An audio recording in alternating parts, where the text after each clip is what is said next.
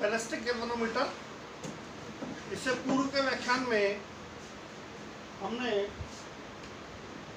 Ballistic galvanometer के बारे में बात की थी और यह पाया था कि बैलिस्टिक गैल्वेनोमीटर की शर्त यह है कि आवेश प्रवाहित होने के पश्चात कुंडली विक्षेपित होनी चाहिए, पर ऐसा हो नहीं पाता है। प्रैक्टिकली ऐसा नहीं कर पाते हैं।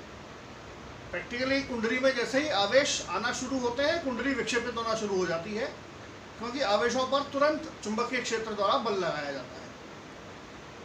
ऐसी अवस्था में कुंडली का मूल विक्षेप या अधिकतम आयाम का मान ज्ञात करना असंभव है। तो उसके लिए हम उसके प्रथम आयाम से, पहला आयाम जो अवमंदित आवर्त गति का ही है, उससे हम लगातार आयामों को निकालते आते हैं और फिर उनसे अधिकतम आयाम हम निकालते हैं। देखिए जैसा ये यहाँ है, आयाम थीटा 0 e⁻ है और t = 0 का आयाम थीटा = 0 होगा, जो हम मेजर नहीं कर पाते हैं। पहला विक्षेप इसका t/4 पर मेजर होता है। तो प्रथम विक्षेप t/4 पर, θ1 = θ0 e⁻ अगला विक्षेप हमारे पास, आप देखें, पहला विक्षेप अगर कुंडली का इधर जाता है t/4 पर, तो वापस आएगा ये t/2, फिर ये 3t/4 पर। तो सेकंड विक्षेप, द्वितीय विक्षेप 3t/4 पर आता है। तीसरा विक्षेप इसका 5t/4 पर। इसी तरह से लगातार विक्षेप आते जाते हैं। तो ये अलग अलग विक्षेप है, पहला विक्षेप, फिर दूसरा विक्षेप, फिर तीसरा विक्षेप। हम इनको लिख सकते हैं θ1/θ2, राइट, θ1/θ2। तो ये हो जाएगा e⁻ RT/2, θ2/θ3, वो भी यही हमारे पास होगा, e⁻ RT/2। यानी जो संगत विक्षेप है, पहला, दूसरा, तीसरा, चौथा, पांचवा, या nवां और n+1वां विक्षेप, इनका अनुपात हमारे पास सबका सेम आता है, e⁻RT/2। इसको हम एक कांस्टेंट से परिभाषित कर देते हैं। e⁻R का मान रख दिया इसमें 1/2 tau, तो इट इज t/4 tau, तो इट इज d। ये हमारे पास क्या है, दो क्रमागत अवमंदित आयामों का अनुपात d। इसका लॉग ले लें हम, log e base e d, right? So it is t/40, 4 tau। यह कहलाता है इसका लघुगणकीय अपक्षय।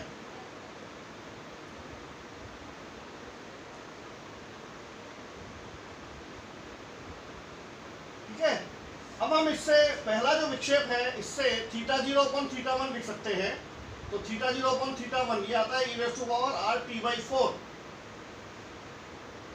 R का मान रखते हैं तो it is t/8 tau, right. और ये t/4 tau ये आपके पास है लघुगणकीय अपक्षय लैम्डा। तो ये हो जाएगा एक्सपोनेंशियल λ/2। यानी आप लिख सकते हैं θ0, जो हमारे पास अधिकतम आयाम, जिसे हम प्रेक्षित नहीं कर पा रहे थे, उसे थ्योरेटिकली निकालते हैं, प्रैक्टिकली नहीं निकाल पाते हैं, तो हम थ्योरेटिकली इसके लिए निकालते हैं। तो थ्योरेटिकली हमारे पास ये आता है θ0 = θ1 e⁻λ/2, राइट। इस एक्सपोनेंशियल को एक्सपेंड करें तो it is 1 + λ/2 + 1/2 λ²/4 and all that. क्योंकि लॉगरिथमिक डिक्रीमेंट बहुत कम है, इसलिए हम इसमें हायर पावर्स को छोड़ देंगे। तो हमारे पास आता है इसमें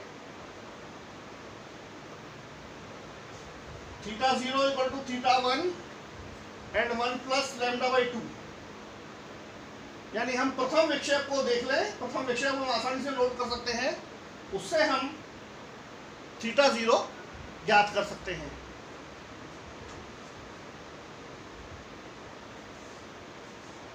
ये अधिकतम आयाम, ठीक है। लघुगणकीय अपक्षय लैम्डा कैलकुलेट करने के लिए हम क्या करते हैं, जो रेशो हमने वहां निकाले थे θ1 अपॉन θ2, θ2 अपॉन θ3, θ3 अपॉन θ4, इन सबको हम गुणा करते चलें। तो जितने होंगे ये सब कैंसिल होते जाएंगे, θ2, θ3, θ4, लास्ट में हमारे पास θn बचेगा। तो θ1 upon θn is equal to e⁻n−1 lambda.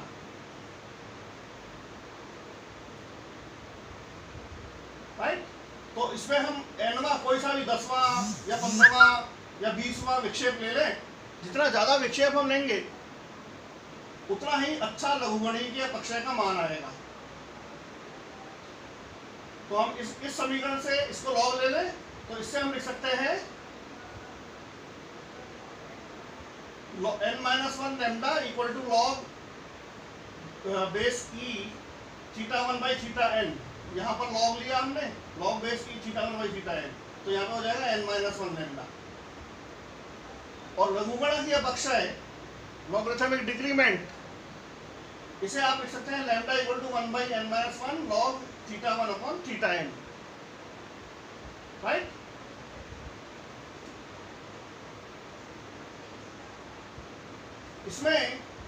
इससे हम लघुगणकीय अपक्षय निकाल सकते हैं, और लघुगणकीय अपक्षय निकालने के बाद आप बड़े आसानी से अधिकतम आयाम को भी ज्ञात कर सकते हैं। कुंडली में किस तरह से हमारे पास विक्षेपित होगी, तो t समय पर अगर धारा प्रवाहित हो रही है कुंडली में, तो हम उसका बलागुण लिख सकते हैं dJ/dt NABI, और t समय पर कुंडली का कोणीय संवेग J equal to I omega, ये हम जानते हैं। इसको हम यहां से लिखें J को, तो J हो जाएगा आपका इंटीग्रल NABI dt, तो इंटीग्रल NABI dt। राइट। तो यहां से आ जाएगा आपके पास I dt, आप अच्छी तरह से जानते हैं ये आवेश के बराबर होता है, सो इट इज NABQ।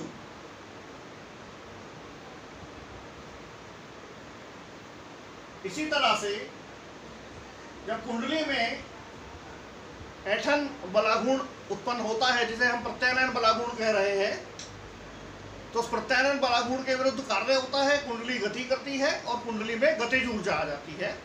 हम उसी गतिज ऊर्जा को लिख सकते हैं ½ I ओमेगा स्क्वायर। इससे आप ओमेगा लिख सकते हैं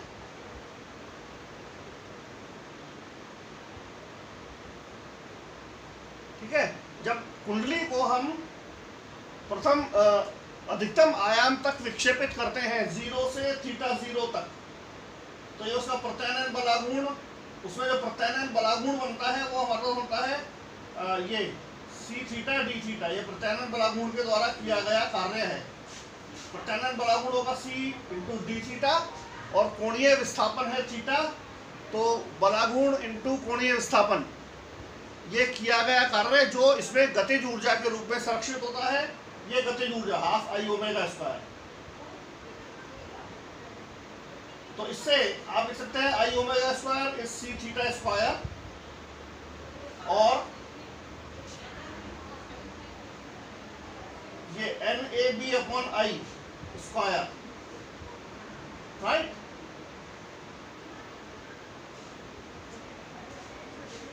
आवर्त काल आपके पास है t इक्वल टू 2π√I/c।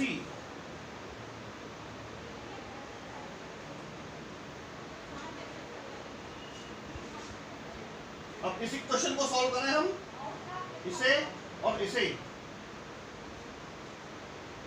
तो हमारे पास आ रहा है आवेश इक्वल टू √I/c, है ना, c अपॉन NAB θ0। यहां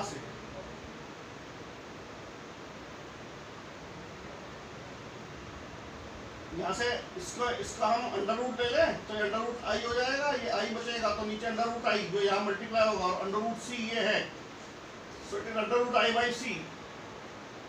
Q का मान निकालने के लिए। अब C/NAB ये यहाँ और θ0 यहाँ। अब इसको सॉल्व करके देखें, बड़ा आसान है। तो आवेश का मान हमारे पास इस तरह से आ जाएगा और इसमें अधिकतम विक्षेप θ0 का मान रख लें θ1 1 + λ/2,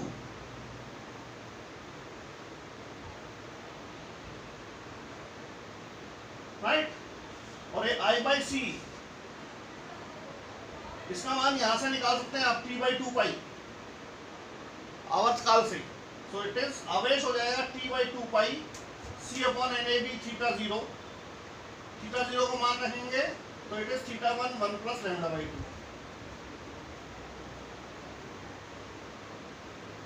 सब कांस्टेंट है इसमें, ये सारे ये लॉगरिथमिक डिक्रीमेंट कांस्टेंट है, वेरिएबल हमारे पास θ1।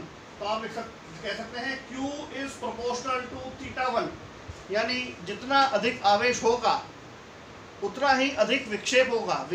कुंडली में विक्षेप आवेश के समानुपाती होता है या प्रवाहित धारा के समानुपाती होता है। आप इसको dQ/dt कर लें तो यहाँ पर dθ/dt आ जाएगा। तो उससे हम धारा निकाल सकते हैं।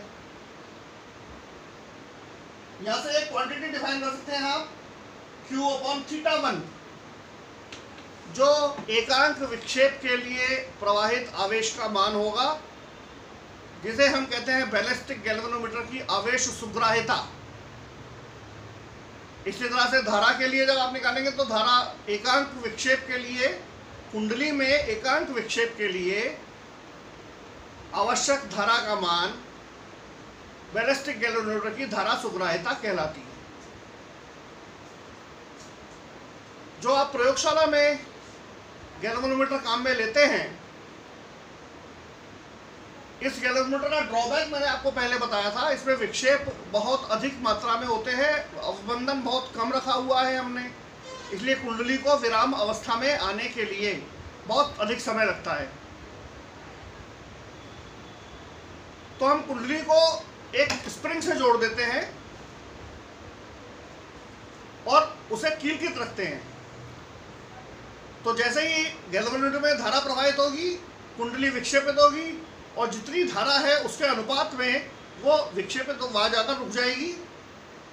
जैसे ही आप धारा को शून्य करेंगे तो स्प्रिंग के टेंशन के कारण कुंडली वापस अपनी विराम अवस्था में आ जाती है, माध्य अवस्था में आ जाती है। कुंडली में दोलन नहीं होते हैं। यही आप प्रयोगशाला में देखते हैं जो आप गैल्वेनोमीटर काम में लेते हैं। तो जो प्रयोगशाला में आप गैल्वेनोमीटर काम में ले रहे हैं वो चल कुंडली कीलकृत गैल्वेनोमीटर है, जिसमें इसके साथ एक अलग स्प्रिंग लगी रहती है। कंस्ट्रक्शन बिल्कुल यही है, बेसिक यही है, लेकिन कुंडली के साथ एक स्प्रिंग लगी रहती है और कुंडली पॉइंटेड होती है। आप धारा प्रवाहित करेंगे तो कुंडली एक रीडिंग पर जाकर रुक जाएगी। जैसे ही आप धारा 0 करेंगे कुंडली वापस विराम अवस्था में आ जाएगी। स्प्रिंग के कारण स्प्रिंग वापस उसको विराम अवस्था तक ले आती है। तो जो बेसिक गैल्वेनोमीटर है वो ये है, और आप प्रयोगशाला में इसका थोड़ा सा प्रवर्धित रूप इसका काम में लेते हैं। धन्यवाद।